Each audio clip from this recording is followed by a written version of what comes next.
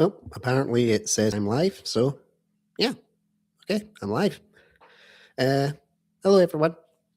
This is my second attempt at a live stream. First time attempting it on this channel, I believe. Did a live stream with the Raw's Ginger crew. Well, so you can check that out if you want. It was quite interesting. So I thought I'd try a live stream this time and see how it does. I'm not expecting it to do well. Not expecting to get a lot of likes or a lot of views. But if I do, you know, that's okay. And welcome to everybody that's watching it. So, first of all, I want to say thank you so much for uh, crossing the line with the 400 subscribers. I actually can't believe that happened. Sorry, I still got a wee bit of a cough and a frog in my throat. I genuinely can't believe that happened. Thank you all so much for getting me to 400. And that's through doing the collaborations with my Ginger Engine channel. That's where I do my most content. So I would tag this account as a collaborator on the channel. And yeah, it really surged them up in the last 3 weeks. I went from 375 subscribers to 404 that I have now. So yeah, it was quite an interesting one. So content creation can be very fun. It can be very interesting. It's something that a lot of people like to do. And obviously I'm making, well, I'd like to say, yeah, I made a career out of it. I'm making a career out of it. And the media company is doing well. It's going strong. Things are going all right. Just done my first local authority gig, which has been great. Well, that was fantastic. But there are parts of YouTube that I really don't like. And I asked my community on my Ginger Engine channel what they didn't like about content creation on YouTube as well. So I'm going to give thoughts on what I particularly don't like about it. And then I'm going to answer some of the comments that I had on my Ginger Engine channel and just kind of go through it. You know, like I say, it's my first time attempting a live stream on this one in quite a long time. And I will rabble. It's not like my usual videos where they're cut and they're pasted and everything's nice and smooth and, well, relatively all right, because obviously I'm still learning. But, you know, it's something for a wee bit of fun, something to try and entertain you. So, what don't I like about YouTube? And the title of this video is one of the reasons that I don't like YouTube, because everything has to be very divisive, very controversial. Because hate is a very, very strong word, in my opinion, anyway. Hate gets bandied around a lot, and people don't realize how bad that word actually is. So I would say these are things I dislike about YouTube, but dislike doesn't drive people to click, doesn't drive people to go, oh, I wonder what he really hates about YouTube. But I don't really hate a lot of things. There's a total of three people in my life that I don't particularly like or would say that, yeah, I do hate. I don't even say that I hate them. I usually spit.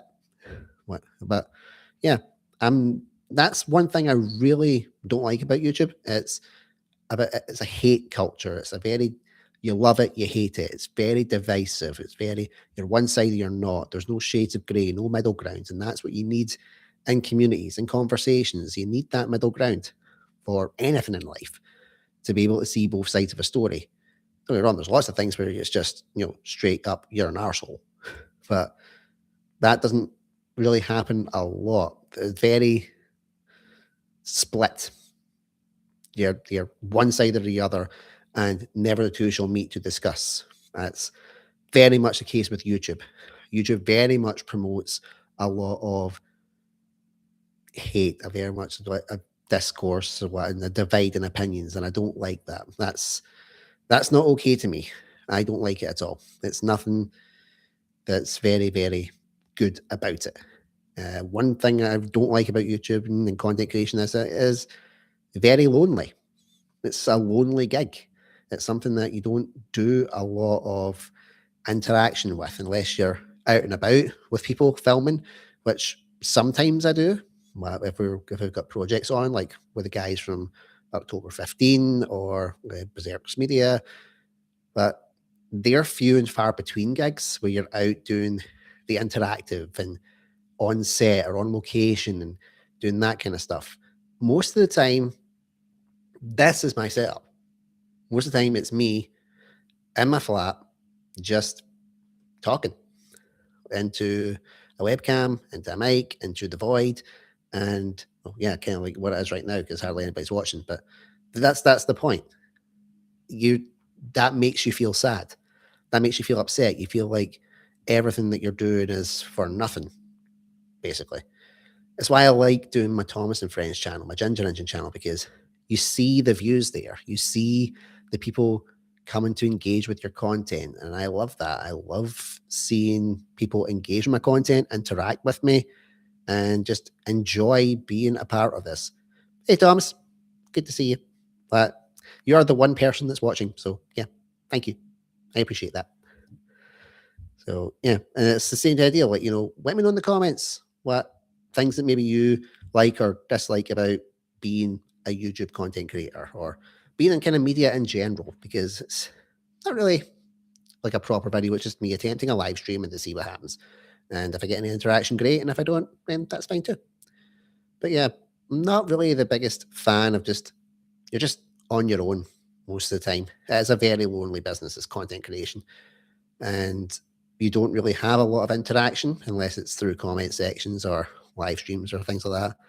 Or like when I did the live stream of the Royal Rumble and the Royce Ginger channel, what you can, yeah, I'll talk about those channels quite a lot and encourage people to subscribe. Subscribe, damn it, because yeah, that's where we can make our money. So, but yeah, that's something that I really dislike about it. It is a very, very lonely game. Now, what's Thomas saying about what he doesn't like? Because this is what I want, the dialogue, the interaction, so I can hear from people. And there'll be ones from my Ginger Engine channel as well, comments going on there in a wee bit. So what I would probably say is more the atmosphere. Sometimes it feels more like a competition rather than just having fun when you have people posting. Exactly right. I agree with that 100%. It is very competitive, but the media industry in general is extremely competitive. It's unreal how competitive it is. And in a way, YouTube has made it better because you've got more of an even playing field because anybody can take tech and make content. And as long as they've got something interesting to talk about, I wish I was that person, but as long as they have something interesting to talk about, then they can do all right, or if they'll learn skills, they'll learn crafts. Thomas Lawrence, for example, he's got the Thomas and Friends Reborn series, which is absolutely brilliant. And he's worked hard at that. He's gained his craft and gained a good following, gets regular views, got the comments. So, and I'm one of those people that views and watches. So I do appreciate that. I see all the stuff that goes on there. But most of the time, it does feel like you're trying to constantly one up because that's what we rely on. We rely on the views, we rely on the comments, the likes, and all this kind of stuff. And that actually brings me into a point that I did want to raise. It's that there's a lot of unhealthy discord that this platform thrives off of. And it's something that I have wanted to talk about in my Ginger Engine channel for a little while, actually, uh, because it's about a Thomas and Friends content creator within that space. And I have not talked about it on my Ginger Engine channel because I don't want to make any money off of talking about this content creator because that feels like it's adding fuel to the fire. But this channel doesn't make any money. So this is fair game. So I'm going to talk about this creator in particular. And if any Ginger Engine fans tend to watch this live stream after the fact, they might not like what I'm going to say, but it's just me speaking my truth. I'm unfiltered. I'm not the regular edited guy. So I'm going to talk about this particular creator on here. And yeah, good luck with it. So the creator is somebody called Sodor Productions. Now, any Thomas and Friends fan will feel a cold shiver when this is mentioned. And the reason that's mentioned is because he's a rage bear, essentially. He's a rage bear. It's exactly what he is. I mean, he made a video talking about how Donald Trump was going to make Thomas and Friends better. That's completely false and just total rage bait. But and he's not, from what I've seen, because I try to avoid these controversial people because I don't want to add fuel to the fire. I've only watched a couple of videos just for research purposes, but he very much rage baits the Thomas and Friends community because he knows he's going to get a reaction out of them. He knows he's going to get a rise out of them. And that's what happens all the time. He rage baits successfully. And that in turn creates more views for his channel. That in turn creates more comments. It creates more controversy. And in turn, it makes him more money. So, in terms of his formula, he's got it down pat. He's got a formula that works. He probably doesn't believe half the stuff that he says. Well, he's just doing it because he knows that he can create a rise out of people, create a reaction, create a response that's totally going to wind up the Thomas and Friends community. He does it so well. He plays that game a little too well. And fair enough. If that's his hustle, that's his hustle. But for me, it's not something that I would particularly want to do. And I'll give you an example as to why my kind of moral compass won't allow me to do those type of videos. And it was one that I done recently on the Ginger channel, and it was about my thoughts on whether Thomas and Friends, this new 2026 reboot, continuation, whatever it is using some sort of AI involved in it. So I did the video, uploaded it, and at first it was going gangbusters. Views were skyrocketing, and the comments were firing in, and most of the comments were pretty abusive, which wasn't good. And I did state in the video that if the comments were abusive, I would delete the comments because my mental health just can't deal with that. It can't deal with the controversy. And sure enough, it got to that stage and I deleted the comments. And the second that I deleted those comments, all the progress in that video stopped. It completely shut down. Everything crashed. And you actually see it in my revenue stream when I look into my YouTube Studio analytics. You see the spike of how much it made, because before it hit the cutoff, it made about £5.52, which for creator terms is actually quite a lot of money for one video. If it's just only about the 500-600 mark. And the second that the comments went, dropped like a stone, right down to zero. And it was because I didn't engage with the controversy. I didn't engage with this rage bait that I was inadvertently feeling. Because here's a little content creation lesson for people that don't really know about it. But you think of content creation like the fire triangle that you get taught about when how to deal with fires. The fire triangle needs like the three sides to have a fire and keep it burning. And if you take one of those things away, it stops. It stops the fire and just completely knackers it. And this is the same deal with content creation. You need a triangle. You need people to view it, you need people to like it, you need people to comment. So you have your three. But the like and subscribe can actually count as one side because if you do one of those two on that side, you're golden. But you need all three of those to tie in. That's what you need. And if you take one of those away, it instantly kills what traction that you had. And that was exactly what I did. I killed that traction because the abusive comments were coming in and I couldn't take seeing those comments, especially because I'd done a collaboration with another content creator in that video and it was not fair on that content creator to see these abusive images. So, well, sorry, abusive words, but they would have been in images because it's text on screen. So I got rid of that. I took it away. But in turn, I starved my channel. I starved it of views and I starved it of revenue. But it's because I'm not that guy. I can't, in good conscience, make any money off of someone else not liking my content. Like people saying that I was a rage baiter. I think you can tell by my voice. I don't have the voice to rage bait. I can't really scream at all. I can't get all in a fuss and go nuts about things. It's just that it's not me. It's not who I am. But yeah, being told that, and then also being told that I was worse than Sodor Productions with inciting hate. I got admit that I actually found that funny. I found that funny as fuck, in all honesty. Well, I wish I'd screenshotted it and kept it because it was just a hilarious comment.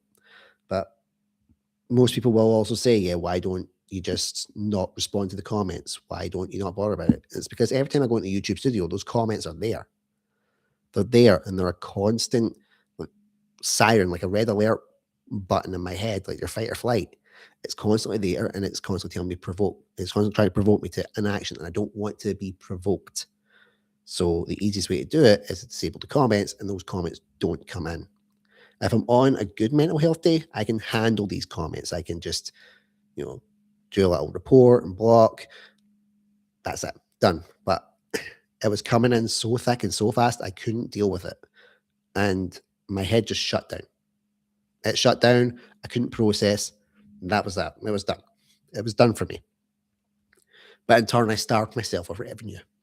And that's the thing I didn't like. I didn't like that because I didn't like that I made money off hate, of something that was causing such a division in my fandom, my little pocket of 5K subs. I didn't like that was how I was getting my traction. I want to get traction off of good content, positive content. And that's one of the things I don't like about YouTube. It thrives off negativity. And I don't want that. No creator wants that. No creator wants to, well, at least I hope they don't want to make money off of being an arsehole, because that's not how I was raised. Maybe I'm just an old man. Well, I am an old man. I'm currently 39 this year. Fuck. But yeah, I don't want to be that guy that makes money off of people's misery. That's not me. I'm not that guy. I want to make money doing this stuff, but making a difference, helping people, trying to build something good rather than it all just collapsing down. And I know, again, this is just like me screaming at the void, because there's a total of one person watching, but I appreciate anybody that watches this. So a huge thank you to everybody that is, and everybody that might watch it after this live stream is done. But these are my thoughts. And I just don't agree with the way YouTube is set up sometimes. But it's the devil you know, that kind of thing. So let's go into my Ginger Engine comments, and I'm going to read some of the comments from the people that responded to my community post on there about what they didn't really like about being content creators, and we shall see what I think of it. So my post went like this. I know I was a little down about views yesterday, and I'll get into that in a little second. But this has actually led me to a question. What do you not like about being a content creator? This is for a video I'm working on for my personal channel, which is this video. Now, the reason I was down about views is because I put up a video on my Ginger Engine channel, and I worked really, really hard on it. I tried to make it a really good video that people would like, and it was based off of other videos that I'd done well in the past, and this one bombed. This one totally tanked. And I mean, it doesn't look like it's tanked now, because watching this, it's like you have one viewer, and on that Ginger Engine one, there's over 200 views. So what's the big deal? It's all about perspective. But for the Ginger Engine channel, that's a low count. For here, it's fucking skyrocketing. But it made me feel really sad, because I was like, well, what did I do wrong? I think I know what I did wrong. I think what I did wrong was back to the talking point about that other Thomas and Friends video where I disabled the comments. I think that instantly just crashed it and crashed any algorithm trends or searches or whatever it is towards my channel, and no one really came into my latest videos. So I think that's what caused them. I could be wrong, but most of the time I'm right about bad things. So anyway, so I put this little comment up, little post up, and I got some interesting comments. I'm going to read them out. So the channel at Scrapyard Studios, all one word. By the way, if you should go and subscribe to these channels, by the way. Story building, creative freedom, and the ability to express myself to like-minded people, almost never seen in my real life. I'm not sure if that's what he likes or what he doesn't like about it. Maybe that's what he likes about it, or they're they. I'm not going to obviously assume gender pronouns. That story building, creative freedom, and the ability to express myself to like-minded people, I almost never see in my real life. I would say that's what you like about being a content creator. And that's what I like about being a content creator, having that freedom and having that ability to storytell and engage with an audience that you would never see. I mean, my Ginger Engine channel, majority of my viewers are from America, and I'm never going to go back to America. And it's not for those reasons. It's because both my eardrums have perforated. I can't fly. So I can't go back to America. But it's not possible unless you want like my hearing to completely explode and never recover. It's not going to happen. So I'll never be back in America. But I get to do these videos on that channel and it taps into an American audience. And I'm very, very happy about that. And I really respect everybody that watches my content.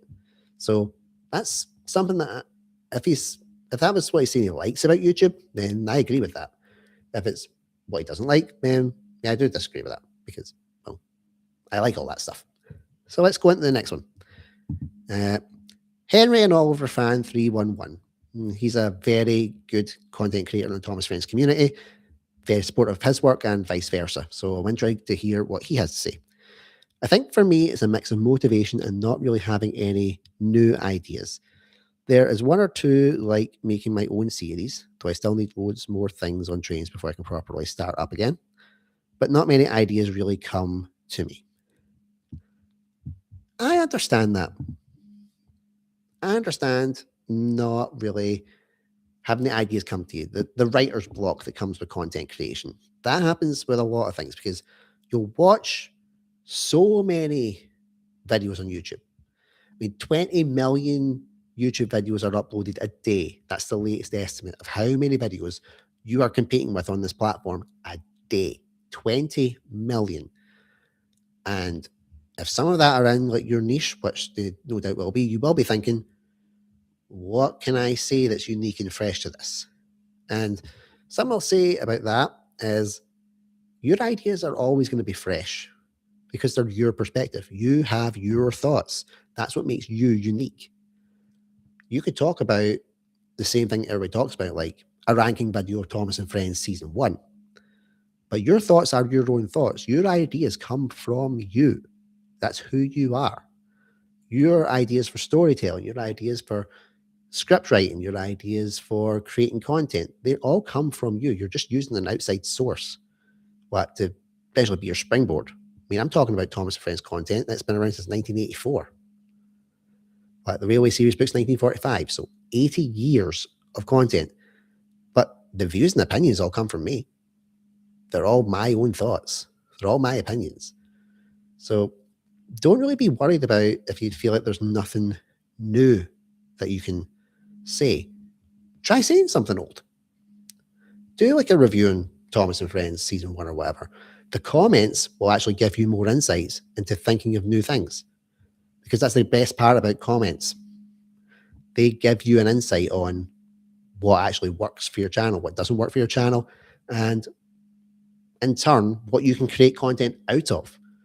I have ideas that I've seen in the circles when I've just been reading the comments and be like, that's going to give me an idea for a short. Or give me an idea for a long form video.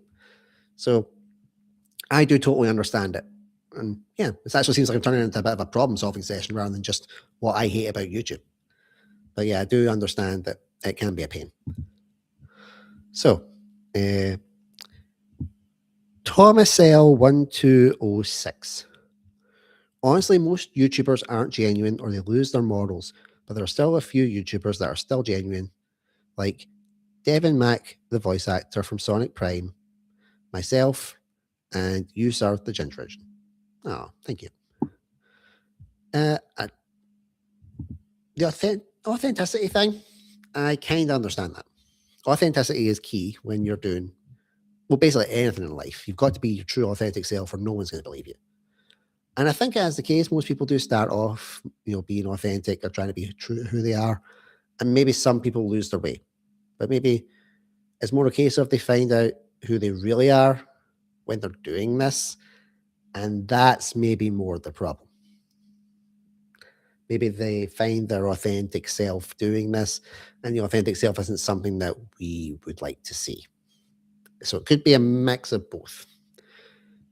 I appreciate that you said that I'm one of the ones that stays authentic. I try my best to stay authentic. I really, really do, because people can see through someone that isn't authentic a mile away.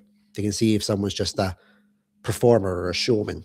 And that's great for acting. It's not good for content creation. For content creation, they need to know that this is coming from you. This is your passion. This is what you like to do. And yeah, even if this video only gets like 1 or 2 views, I'm still going to be authentic and honest about what I'm saying. And I do understand that authenticity is key when you do anything in life. If you're not authentic, people aren't going to believe jack shit that comes out your mouth. So I do get that. Spider-Fan 2003, big fan of his channel. Well, you should go give him a sub. He does great Thomas Friends content, and he's a fellow redhead. So yeah, we gingers, we have to stand together. Never feels like I know what videos my audience will enjoy. Preach. Preach. You think that you're going to do a video and you think it's going to go well, it's going to go gangbusters and everybody's going to love it and the views are going to come flying in, and then all of a sudden the views don't come flying in and you think, oh, wow, I fucked that. But I think it's just a matter of trial and error. It's constant trial and error. And with YouTube, everything changes so quickly. Something that you maybe like or it had traction previously won't have traction today. And it's constantly evolving. It's a constant challenge. The market changes for everybody almost on a daily basis, but that's just what YouTube is. It's the game that we sign up for. Thomas Lawrence again. I worry with content creation as well. There are some fans of channels that can be a bit much, and some can just be plain rude or just not a nice person. And yes, Thomas, I do remember a certain person. Yeah. And sadly, that's also, yeah. Hey, Spider fan, I just actually mentioned you.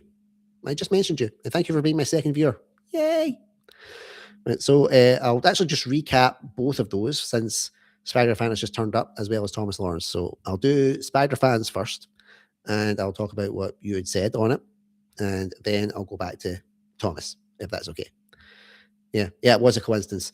Well, and it's actually one of my first live streams, so thank you both for watching. So Spider Fans one is, I never feel like I know what videos my audience will enjoy. And it's great because you're on here now, so I can actually say it to you. This is what I like about lives, the unpredictability. So I'll say this to you, my good friend, Spider Fan. I never know what videos my audience are going to enjoy. I don't have a Scooby-Doo. I go by what videos I think that I would enjoy or topics that I would like. And if they get views, great. And if they don't, sometimes it doesn't work out. I mean, prime example is like my Scottish Thomas and Friends. It started off on 9K views and now it's got 200. So, and that's me going by them saying, please make more videos of this ilk. And then you make more videos of the ilk and then the views just drop and drop and drop. It's tough. It's hard to know, but you make the videos that you like mainly. And if they like it, they'll tune in. And if they don't like it, they won't. And you know, okay, maybe best not to make those videos again and try something else. And that's something that you learn as you go along in this content creation game. But in fairness, as I've said previously, like in terms of Spider-Fan 2003, he's got like tons of great videos and plenty of views and plenty of people that engage with his content. So you're doing a lot better than you realize, buddy. Well, and I'm proud to watch your stuff. Again, fellow redhead, so we got to support the cause. Just hang in there. I know it was a wee bit of a rough time for you with this one, but you'll bounce back because you always do. Just carry on being you and just don't lose the passion. I'll carry on with Thomas Lawrence's one. A worry with content creation as well. There are some fans of channels that can be a bit much, and some can just be plain rude or not a nice person. And yeah, that's an issue as well. And yeah, not nice members of the fandom are tough to deal with. Very tough to deal with. My main method is the report and block. Again, it knackers when it comes to like the content creator triangle that I talked about earlier on. You're taking that element away and it kills the algorithm. But you have to weigh up in two things. You have to weigh up whether your own mental health can withstand it or not.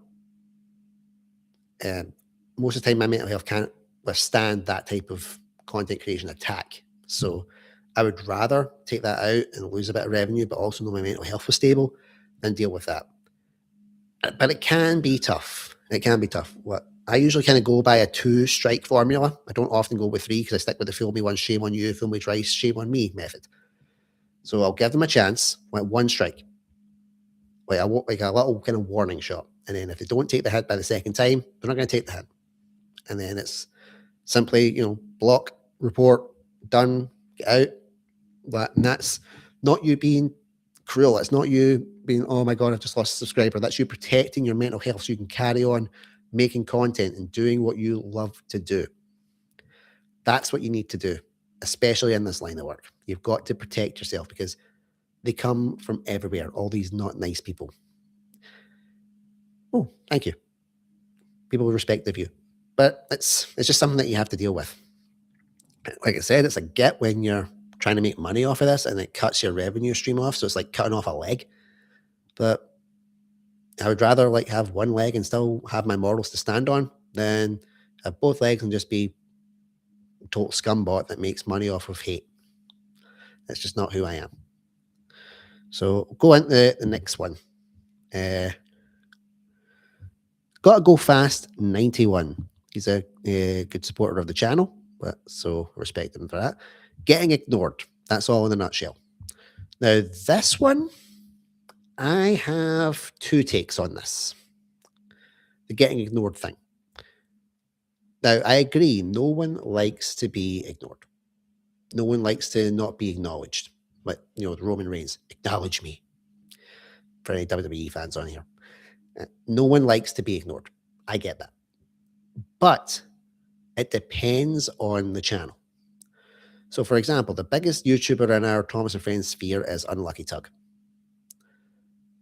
Tons, hundreds of thousands of subscribers. So many views, so many comments.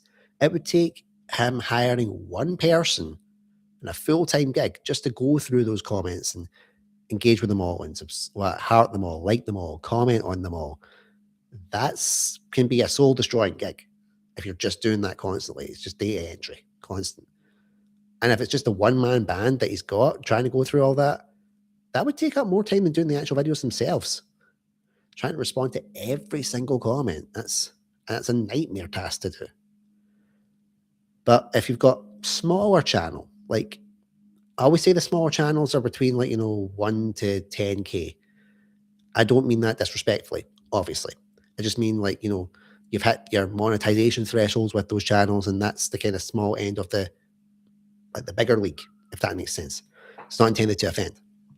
But you've got more time to engage with those members of your community. You've got more time to heart those comments, reply to those comments, have dialogue with your community, your subscribers.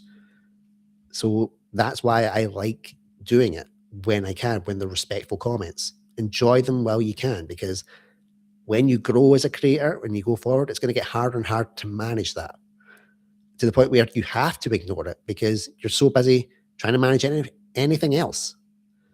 Like with everything else in life. Well, sometimes things grow quite quickly and you've got to manage that over anything else. Spider-Man, yeah, I'll say my comment amount is quite sizable. I usually can respond to them.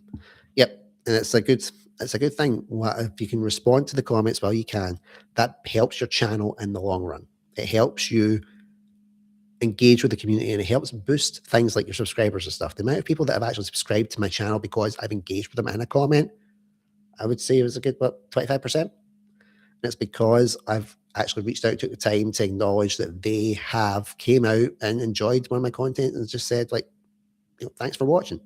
Because I do appreciate everybody that watches, even the bad ones. Because I'm like, well, you've made this comment about me looking like an abused dog, but you watched my content and I got money off of it. So yeah, screw you guys. So I'll go into the next one as well. I'll try, because 34 minutes of live stream. Bloody hell. Didn't realize I could talk this long. Someone's phoning me, but I don't recognize the number. So I'm just going to leave it to ring just now. Well, and then we'll carry on. It's just ringing. And there we go. It's gone. If it was someone important, they'll leave a voicemail. So Joshua W5621. One thing I don't like is when the apps I use try to charge me for their software. Stumbling a little bit there. Yeah, that's the nature of any type of content creation. When it gets to a certain point, you have to weigh up the costs of how you're going to be able to improve yourself with a better product If you need to improve yourself a better product, you need money. And normally with money, it's like subscription-based services, Patreon accounts, all like GoFundMe's if you're wanting to try and like raise cash, just giving pages, Shopify if you're wanting to do like sell products, affiliate links, all that kind of stuff. Like so, I get the being pressured to subscribe to things and try and give money for a better product. I mean, YouTube does it. YouTube does it with this whole, yeah, if you don't want ads, pay for X amount of money. Well, no, we don't want to pay anymore. Okay, so you're going to get like 3 ads per 10 minutes on a 1-hour video. You watch more ads than you do watch the actual content. So I totally understand. It's a pain in the hole sometimes with that. For the content creator side, that's how they make their money. That's how they make it as revenue streams. That's what happens. That's what you do. And is it a pain in the hole? Yes. Do I like doing that? No. But am I at the stage where I can do that? Also no. So it doesn't really matter to me in that sense. But I do understand it as a pain because you could be using a service that's initially started as free, and then because it's gotten popular, all of a sudden, here comes the perks. Here comes the money that you've got to spend to get these extra perks or things that you already had on a free service. And that's the whole supply and demand culture. It's not fun. I don't agree with it. I understand the hustle. I'm just not a fan of the hustle. But sadly, I might have to go down those roads as my company starts expanding, which, I actually can't believe it's going to be 4 years. Yeah, Spider-Fan, yeah, I can't talk till I start making money. You'll get there, buddy. You will get there. But, I mean, that's what I always say to everyone. The way that everything happened to me was a total fluke. It was like Bigfoot riding a unicorn. It wasn't meant to happen. I got monetized very, very quickly, unusually quick. And then all the hits came afterwards, the calls, the lack of views, the lack of engagement. It was a quick boom and bust period. That's why my That Metal Ginger show, even though it's got 10,000 subscribers, gets like 50 views and makes like 3 pence a month if I'm lucky. Whereas Ginger Engine channel, it had that, but it wasn't as big a jump. It wasn't a big a fall from grace. And that was down to you guys engaging with the community and really caring about it. And that's how it's my best selling channel if I was going to put it in a product package rather than my That Metal Ginger show one. Because you guys helped me with that, and I'm always going to be grateful for it. So I do understand about the whole money, like getting paid for services, all this kind of stuff. But at the end of the day, people gotta live. People gotta eat. But otherwise, what's the point? So I do understand it. I'm not obviously diminishing that point as a pain. And yeah, I'm the same thing. I love also giving good content creation and giving it attention. But you should consider being rewarded for those services, because if you do that and you are good at it, you should be making something out of it. Right, next one, Genesis. No, not a YouTuber, but as a TikToker, what I don't like is that I can find any pictures of mine to post.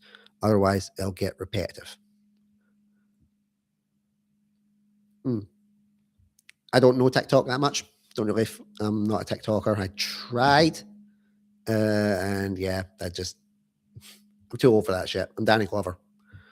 But the one thing I can say around TikTok is it's the same as YouTube in a sense that it takes a while to find your style, and once you find it and you get good engagement from it, that will come more naturally to you. But I do get that it can be a pain. It's the same as earlier on. We're talking about not having that kind of ideas. The brain fog's not there. You just can't get the stuff out. It takes trial and error, and eventually you find what works for your audience. Okay, so next one. Thwaris the IVA engine. The amount of times that I've said that name wrong, and I still probably have. But another good friend of the channel.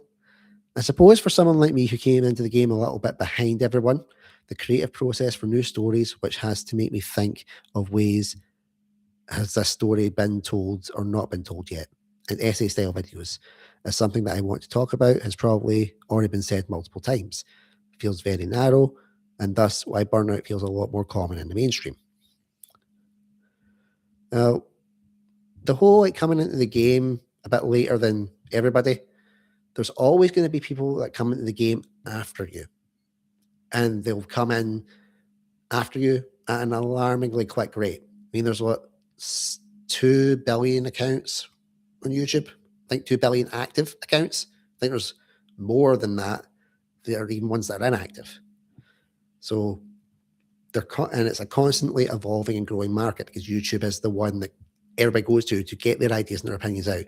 So you may feel like you've come late to the game for content creation, but trust me, you haven't came late to the game now. But you are now at the point where if you've been doing this consistently for even a year, congratulations, you're a seasoned YouTuber. You've survived a year. Most people don't survive that long because they get the burnout that you're talking about. And you would rather that you took your time with something and really wanted to give that good content than not bothering with it at all. So I do get that it's a pain. You do feel like everything that you've said has been said before, but as I said earlier on, you have a unique voice. Everybody on this planet is unique. Even my identical twin boys are unique. They look alike, but they think completely different. Put it into the context of Thomas and Friends. Donald and Douglas, completely different. Bill and Ben, completely different. And they're twins. So it's the same deal. Your voice is unique because only you have your opinions. And that's the key point here. If you have your own unique opinions, therefore you have your own voice, you have your own ideas. Yes, you may be saying some things that other people have agreed with because maybe you have the same opinions as them. Bash and Dash. Bash and Dash? Yeah, they're different. Yeah, they're twins. They're twin engines. They're twin engines as well. So yeah, Thomas and Friends really has a twin thing, doesn't it? But it's the same kind of deal. You have your own unique style, your own unique voice in this content creation game. You may have the same opinions, but you'll have different ideas as to how you've got to those opinions and how you've got to those content points. So never sell yourself short when it comes to like your content and stuff. Cool Guy 2013. I actually think it's quite fun. Haters, that's my number one. And that actually ties in with Cowboy's number one fan as well. Getting hated on by bad people and toxic creators. The final one. The final death nail of the content creation job. The haters. And the toxic. It's very much like a Taylor Swift thing. The hater's going to hate. Hate. You can't say that without following up with those extra hates, can you? I'm not even a Taylor Swift fan. But yeah, it's actually never been truer. Haters are just going to hate because that's their job. That's how they make their living. That's how they make their content creation stuff. They make their points around it because rage baiting, hate, sadly, that's what sells. Spider fan, I feel I don't get too many hate comments. Many people are quite positive about my stuff.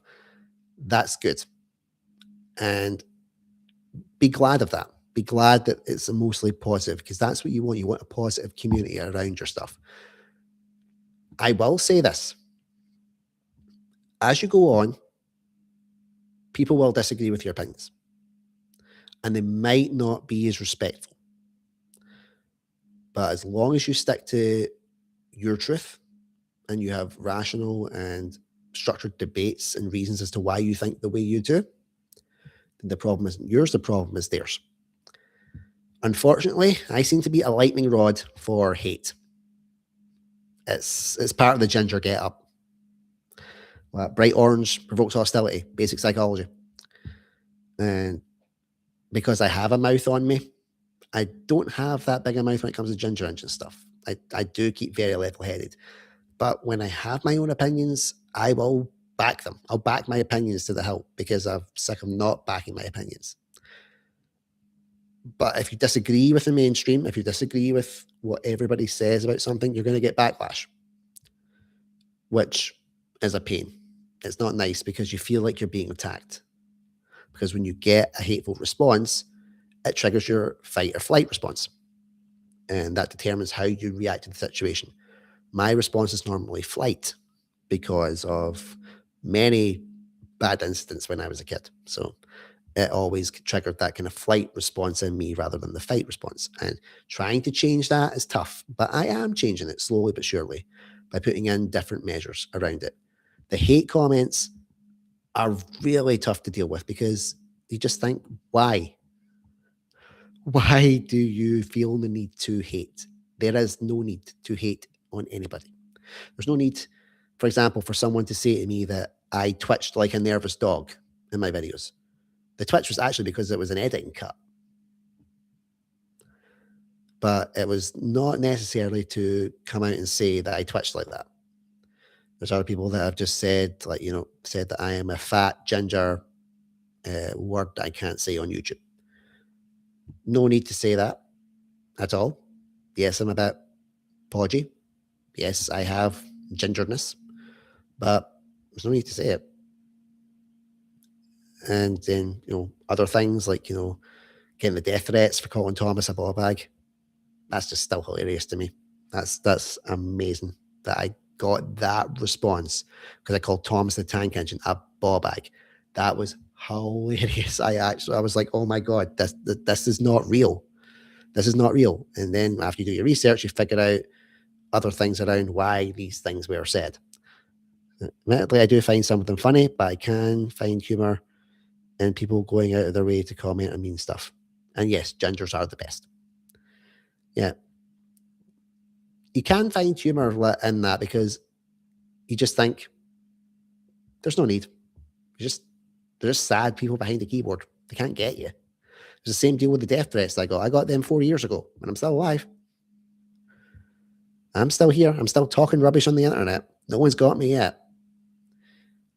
And it's just hilarious because, like, after doing the research and finding out the channels, like, there were 13-year-olds that were sending me death threats. They don't even have their first pubic hair yet, realistically.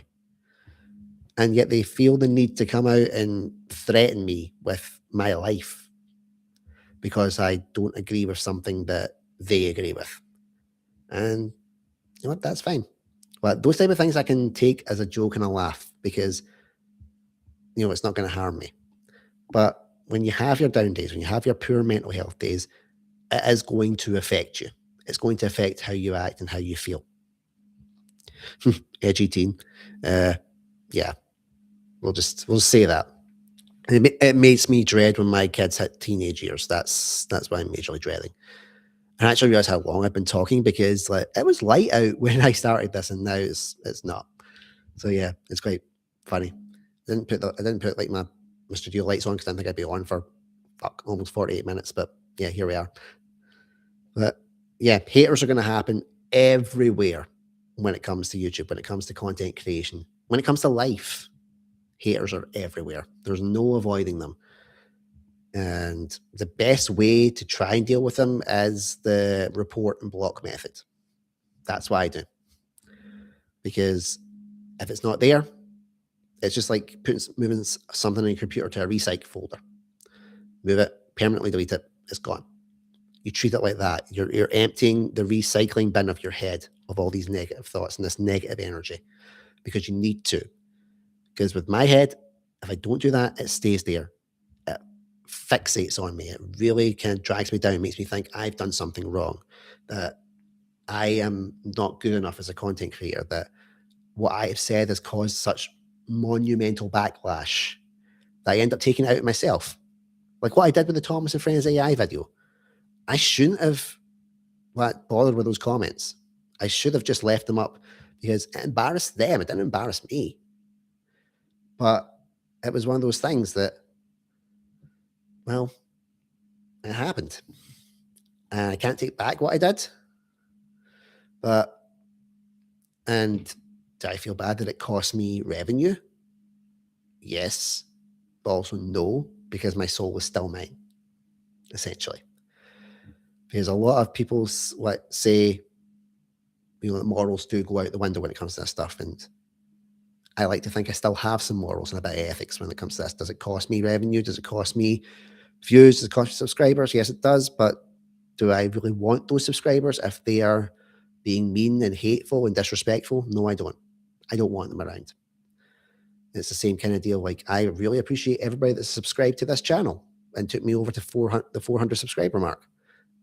Fantastic. Thank you so much. Well, it really does mean a lot to me. But it's one of the things that I would rather have those 400 subscribers and they were nice and they were decent, respectful subscribers than have 2,000 and they were all arseholes. It's not worth it. It's not worth it to me at all. So, Spider Fan, I relate. I fixate on things that aren't too important. We all do. We all do that type of thing. And it's true. We fixate on the things that are the negatives rather than the overwhelming amounts of positives. And again, I'll use, if you don't mind, Spider Fan, I'll use your latest video as an example. It didn't get a lot of views compared to your other content. And obviously that made you upset. Totally understandable. Totally get it. Totally respect it. I really, really respect that it got to you because you're a good content creator. You want to put out a great product. And when you feel that you've fallen short of those standards, you start beating yourself up. You start thinking, what did I do wrong? When in reality, you did nothing wrong. I've watched your video, 3 times now already. I watched them on 3 different channels. Because, yeah, I'm going to give you that count. I'm going to give you those likes. Advantage of having a media company with several different channels. But I wanted to watch them all because I also wanted to think, did you do something? Because I was trying to look at, obviously, myself. Live vicariously thing. Did I do something wrong with my content that caused my dip in views? So I tried doing it the same way. I couldn't look at it for myself, but I thought if I can look at it through someone else's eyes, then I could maybe pick apart my own stuff. And the answer was, you'd done absolutely nothing wrong. You'd done nothing wrong at all. Your video was great. Your video was unique.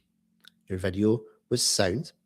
It created a lot of good examples, and it was positive. It was a positive, wholesome, heartfelt video.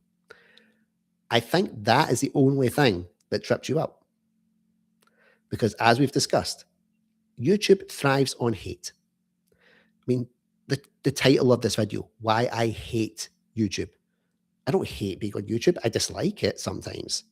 But it wants those buzzwords. It wants those things like I hate. And people gravitate to the word hate because they're like, oh, he's being controversial. What does he hate? What does he hate about YouTube? I hate that I have to play that game to actually get views on YouTube. That's what I hate. But it's the same kind of deal. You promoted something that was positive, that was encouraging, that was supportive of a franchise that you love. You didn't get the views. Maybe it was because of that. Then you look at, like I said, Sodor Productions. You look at Sodor Productions. Well, again, like I say, I don't talk about him on my Ginger Ninja channel because I don't want to make money off of talking about his hate. Here I can do it because I don't make any cash. But he thrives on hate. And his channel has thrived on hate. It continues to thrive on hate, controversy, rage baiting, because he plays the game damn well. Love him or don't like him. You have to admire that fact. He plays everybody like a fat Hawaiian on a ukulele. And everybody plays the tune.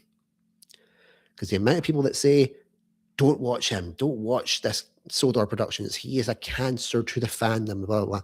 You're giving him the extra ammunition by merely engaging with him. That's the game that he wants.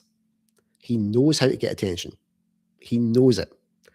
And does it the exact way every time. Because that's what the algorithm thrives on.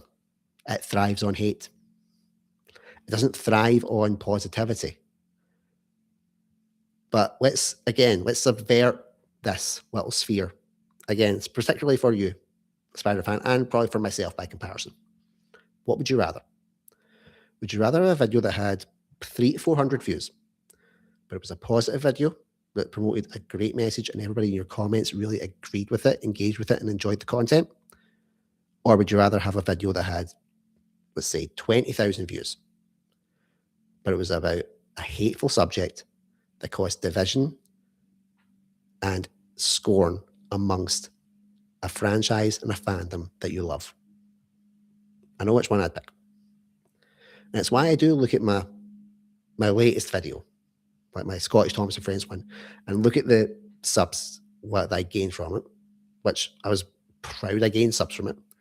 And I look at the views that it got, and I feel less proud because I look at previous videos that have had like 4,500 views, or they had even the 600 views from the AI Thomas and Friends one. And then I get this one that's sitting at about 200 just now. And I go, what did I do wrong? What I did wrong was I didn't play into the algorithms game. I didn't play into the game of hate. Exactly. All the comments in your video were really positive. All the comments in my video were really positive. So that's going to work in your favor long term.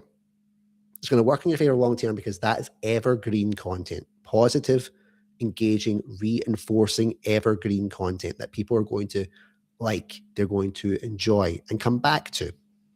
So you'll gain more views over time rather than the quick hit ones that like Sodor Productions get.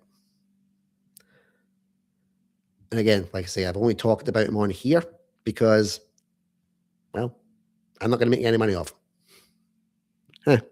Like Thomas, I've just remembered another one based on this there, especially in the Thomas fandom. There's a lot of comparing, like when people adapt stories, especially fan creation stories. Yeah, this is an interesting one. This is an interesting one for me. So I'm gonna use an example of this, and it's an adaptation of one of Christopher Audrey's stories, Triple Header. And I have seen 4, 5 adaptations, different adaptations of it, and they all follow the basic premise, the basic story points of the book, but they all have their own unique spin. Whether it was how it was filmed, so for example, it was filmed in Roblox or Train Simulator, or if it was they've made some slight tweaks to the style of the story, like how it would be presented compared to how you might envision it when you've read the book, or even just using different incidental music.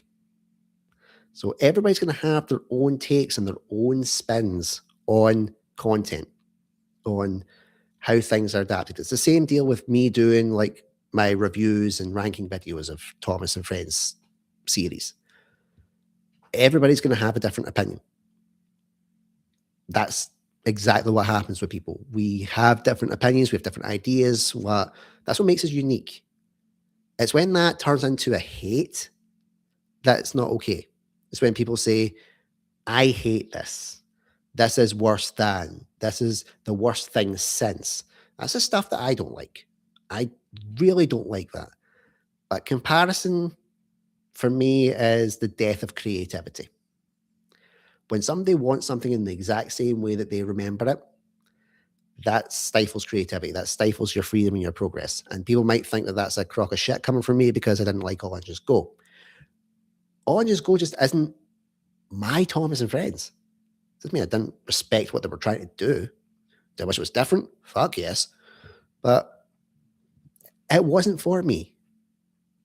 Like I said, I'm coming up on 39 this year. I'm an old fucker. So I am the old-fashioned Thomas and Friends creator. I'm the old-fashioned model series guy. I would watch all of the original seasons 1 and 2 a million times over than maybe go into something new in the fandom. I get that. It's my comfort blanket. It's my security net. In a time where I feel really isolated, alone, scared, if I've had a really bad mental health day, which I'll admit I've had quite a few of them lately, one day it was particularly bad. What did I do? Thomas and Friends, season 2, DVD. It was comforting. It made me feel better. I felt less alone in life by watching that. And it was the repetition of it. I knew it was coming. I knew the story beats. I knew everything beat for beat, word for word. That's a comfort to me. But when I want to engage with different versions of content, I'll look at fan created stories. And I like to see the differences between them. I like to see how they interpret a story compared to someone else's take. Well, it's Spider fan. I agree. What's the fun watching a beat for beat recreation of something? Very true. And here's the thing: even if they try and do a beat for beat recreation of something, it's still going to be different because they've done it. It's not someone that's went out of their way and who's been on the original creation of it and went, "I'm coming back and I'm going to help you with this." If the original the only way you can recreate something is if the original team went back and did it from scratch and did it all over again. And even then, it would still be different because ideas change, creativity changes, how we develop changes, content changes. I mean, the way I do a live stream changes. Like last time I attempted a live stream, I didn't know how to work this fucking mic, and now I kind of do. Well, last time I did a live stream, I was doing it with all my friends watching Raw as Ginger, and we had a blast. That was my first time attempting like a full in-person live stream where we're all watching content. Everything changes. You learn, you adapt, you always try and get that 1% better. And if you do, great. And if you don't, that's fine. Even this live stream has lasted a fucking hour. The last time I could only do 10 minutes because I was so scared. I was so scared of doing the live streams because I was like, oh, only one person's watching. This isn't worth my while. That one person watching, it was worth their while. They were watching it and enjoying it with me. So I thoroughly enjoyed that. So I've learned from that experience too. So everything is never a beat for beat recreation in my eyes because someone else has tried, maybe they've tried to do something like that. And then they've just went, okay, but I've put it out. But then you'll notice differences. You'll notice little glitches, little hiccups, little content creation mistakes that you'll laugh about and you'll have a little bit of fun watching because it's like, yeah, okay, I seen what you did there. That's a nice touch. And yeah, like I seem confident and stuff when I do my recordings and get my cards up, but I'm not confident. Not in the slightest. Never have been, never will be. It's just who I am. You can't fight the storm on the horizon. You just try and avoid it. And I might keep trying to do these live streams, but and see if I can build my confidence doing them. Trying to think of ideas. It's the same deal with like the ginger and stuff. Trying to think of ideas is going to be fun for doing live streams. But I want to try and build my confidence up in that way too, and start trying to build up a bit more of a presence again on this channel as well as Ginger Engine. But Ginger Engine is my main money maker, so please just keep going to that because I like money to keep the business going. Because I don't see any of the money myself, I just go straight to the business. But yeah, but doing that, yeah, but the whole thing is like, when the Thomas fandom, a lot of comparing when people adapt stories. Yeah, I get that. I get that it's frustrating. But if you're proud of your creative vision, if you're proud of how you took this adaptation and adapted it to make it your own, if you're proud of it, the people that you were involved with are proud of it, and it goes out and you think, yep, that was great. Screw what anybody else thinks. Just screw it. It's you do you, is the exact words. And I more than respect everybody that creates their own Thomas and Friends fan stories because I don't know how to create them for shit. I don't. What Peter Sam the Narrow Gauge Engine, what channel? He filmed and edited my entire Daisy and the Haggis story on Roblox. He helped organize voice actors.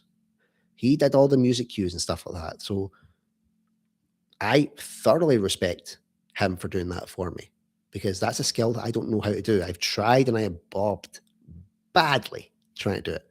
But the people that can actually pick this stuff up and carry on with it and get better and do more creative projects and do more creative stuff. I mean, Thomas Lawrence, for example, you're doing Mystery of the Lost Engine and you're going to be showing it at Cardiff Uni or an actual cinema. That's fucking brilliant. That's fantastic. That's amazing doing that kind of stuff. That's just something that just screams creativity. You've had this idea for a long time. You've had the vision. You've known what you wanted to do. You've waited. You've took your time, and now you're going to do it. Fucking fantastic. Brilliant.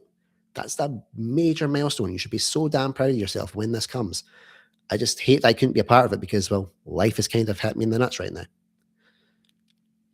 Yeah. Well, I don't do fan stories. I really enjoy working on my comic series and one of my other channels. I do see some of your drawings on Blue Sky. So I do like looking at them. And that's the thing. Like, there's creativity everywhere. Thomas and Friends is a great springboard for creativity. Thomas and Friends content is a great springboard for creativity.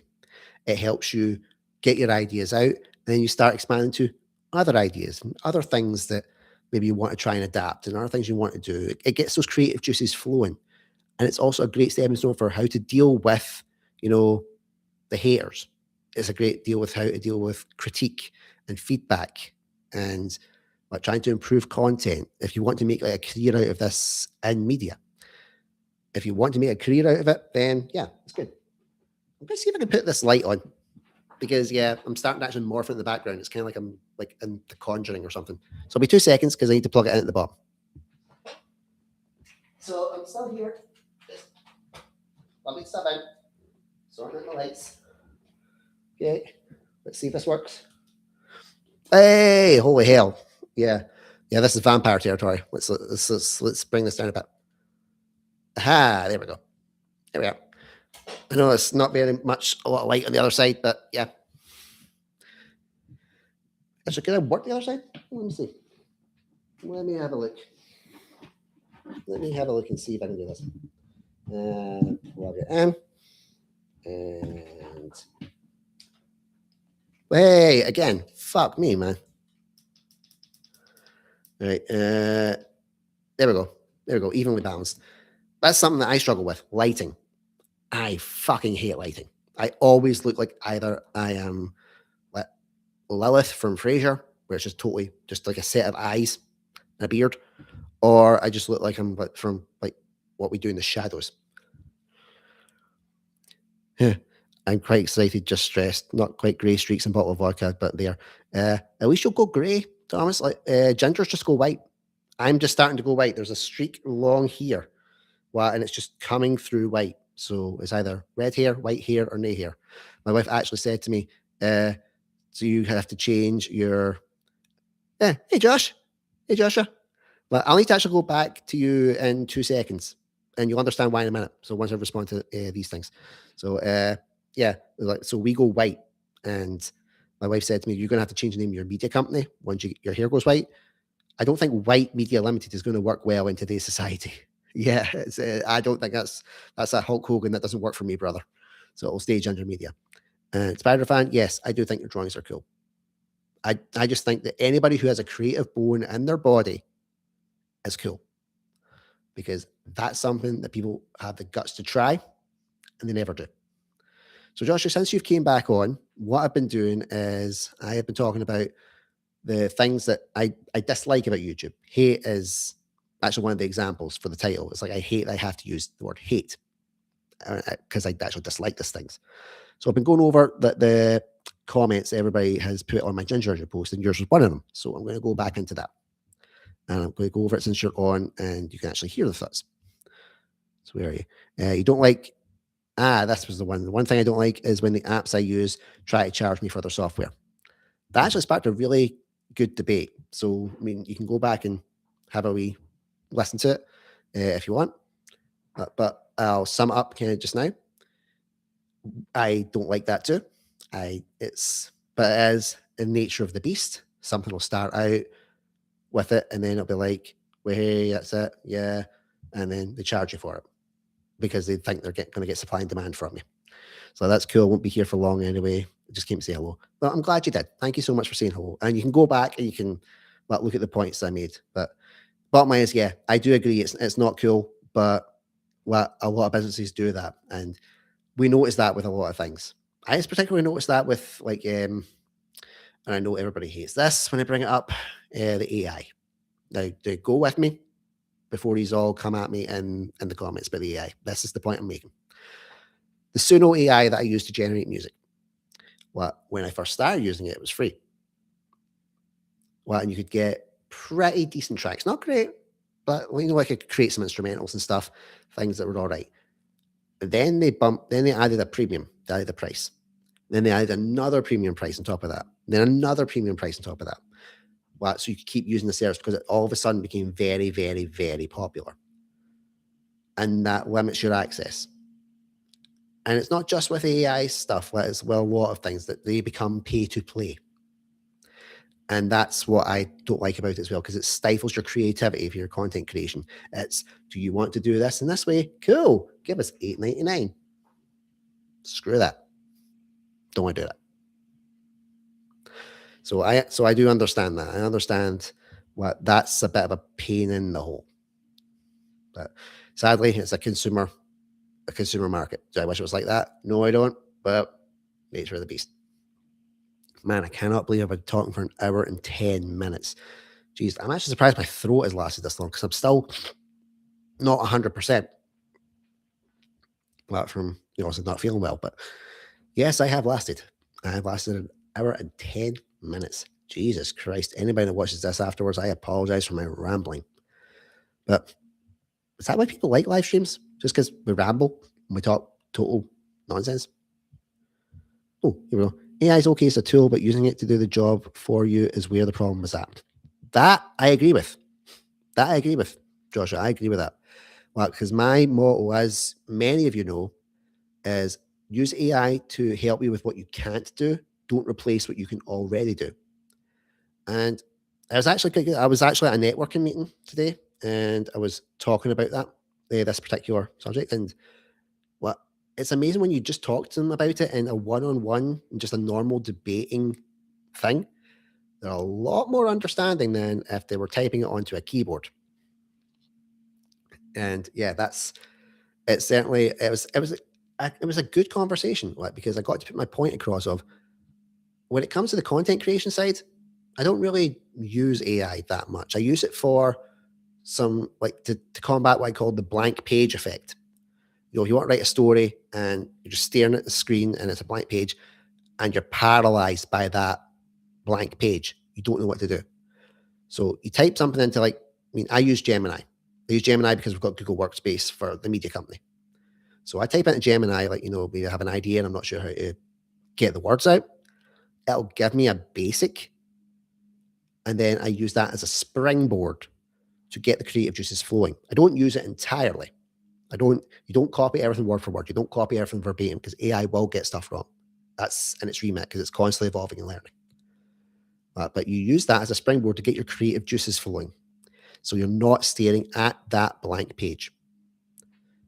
And that's how I see it. That's how I will use it in the terms of the content creating side. I don't like using it for images and stuff anymore. If I can get away with, if I can hire an artist, I'd rather hire an artist. But if I need to get something out and it's one image that I can doctor and tweak and work on myself, then yeah, that's more of a way that I will do it. But I would rather, if it's creative stuff, use fellow creatives that are human and work on my own ways around it. But for media company stuff, Gemini's been great in the sense of, the admin side of it, the day-to-day stuff. So, like, working company accounts, business expenses, working for tech and software problems, IT stuff, all things that I don't know how to do, like my tied payroll, my bookkeeping and accounts, all that kind of stuff that you need to do when you start making progress as a creative. But that's not what you signed up for. You want to be a creative. You want to create, but you've got all the admin stuff. Otherwise, you can't keep creating. So I use that to help me with this. Use that to help me, work out. If I get like when I got my first pay slip, for my content creation for the council, and I was so happy. But then I was like, how do I pay myself? How do I work out what I keep back for tax? What I claim my business expenses? All this kind of stuff, all the grown up parts of running a business. And I was freaking out. I was terrified, and I didn't know who to talk to, because I've talked, you talk to accountants and stuff, but if they go, oh, well, you're self-employed, or you're an limited company, so you do this, but then you can do that because you're this, and then you can claim this back. It wasn't breaking it down into simple nuts and bolts of what I needed. Gemini did that. It did it for me. And it kept me within everything that was legal, kept me everything within my guidelines. And I've completed a full project, even on the back end of stuff, just doing that. But I do admit there are a lot of things with AI I don't agree with. I really don't. I'm not an AI sympathizer in the slightest. Well, aside from if you watch my video, it says from, AI sympathizer to supporter. But it's not in the sense of I agree with everything that AI does. I don't. I don't agree with it. It's quite funny because I say that, and yeah, my view count dropped to 0 when I started talking about AI. That pretty much sums up everything that's wrong with it. But I stand my ground. I stand my ground on it. It's much easier to do an AI to help you with things that you can't do than what you can already do. So, well, if it means that people don't agree with me about using parts of AI, that's fine. It's when it becomes violent, it's when it becomes abusive, when it becomes threatening, that I don't agree with it at all. And that's not down to. I'd like to think that I do have a genuinely fair outlook on it. I would like to think that I'm pretty level when it comes to it. But the second you mention something is AI, or they click that something is AI, the abuse comes flying. And I get creatives are very reactory people. We're a shoot first, ask questions later breed. And I do understand that. And there's things that I don't like about AI, like this latest trend where they're all turning themselves into caricatures with the big heads. Well, I've seen them everywhere on social media. I don't agree with that. I don't like that. That's a fad. It's fads and trends. And that's what is causing the problem with people looking at AI like this. When you do these fads and trends and use AI to do it, that is causing the problems and why people are reacting to it the way they are, rather than people coming out and saying, this is how I've used AI with X, Y, and Z to benefit my business, to benefit this, to help save me money. Right? Because I wouldn't be able to do this live stream right now if I didn't have AI, because it said I needed to update my graphics card on my laptop. I had no clue what the fuck that meant. I'm not tech savvy. Put it in the Gemini, it told me, well, the graphics card I had was fine. I just needed to do an update. It showed me, it guided me to the site. I updated it. Didn't need to buy a new graphics card, which would have cost me £600. That's not money anybody has. So yeah, AI does have its good points. It has its bad points. And I like to think I do have a fair view on it, but no one gives you a shout. The second you mention AI, it is boo, AI is evil. Boo, fucking boo, boo. Feel sorry for anybody that just tuned in. It was just me going boo. But yeah, it probably ties in with the things I don't like about YouTube. Just going boo, YouTube, boo.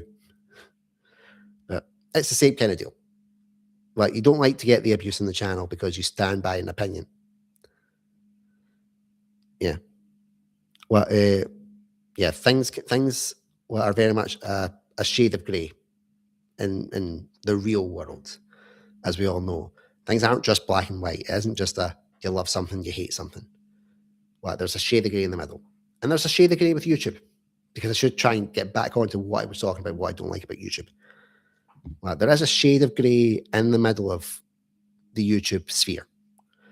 You don't like that you have to play certain rules to try and get where you need to get to, but you know you need to do it because you want to try and have longevity.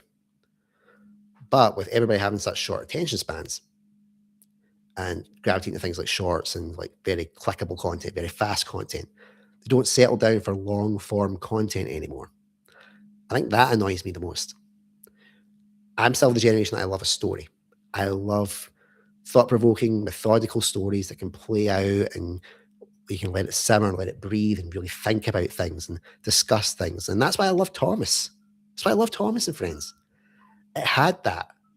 It was calming, relaxing. It was its own pace, and the stories were brilliant stories. They weren't just kids' books. They were brilliant stories that I loved.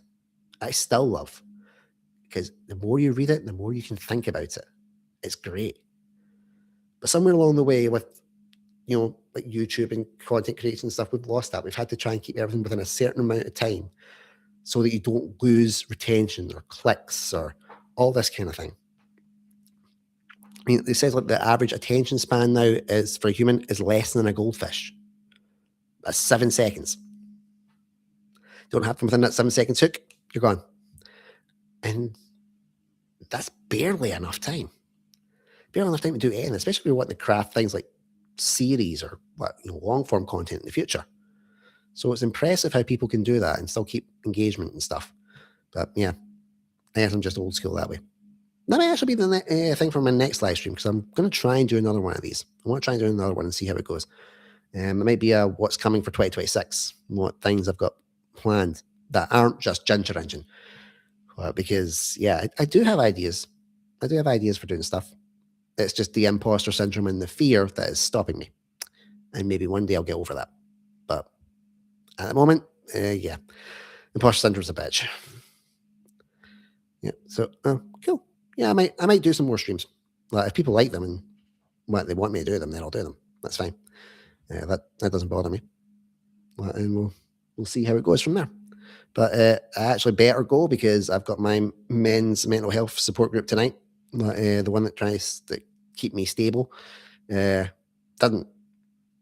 Yeah, tries to keep me stable. I try and keep myself stable by going to this group. And yeah, it's something that I do try and promote a lot. It's like, that I do suffer from mental health issues and that me having mental health issues isn't a curse. Well, it's not something, I don't like having mental health issues, but everybody has them. We all have mental health issues. We have positive, we have mental. We have positive health, we have negative mental health. Well, it's just how we manage them day by day. And some need a bit more help than others because it's like a scale. Sometimes you go good, sometimes you go bad. And mine tends to lead more towards the bad side. So I try and balance it out by going to this. And it keeps me on even keel. So I'll get away because I have rambled for a long, long time.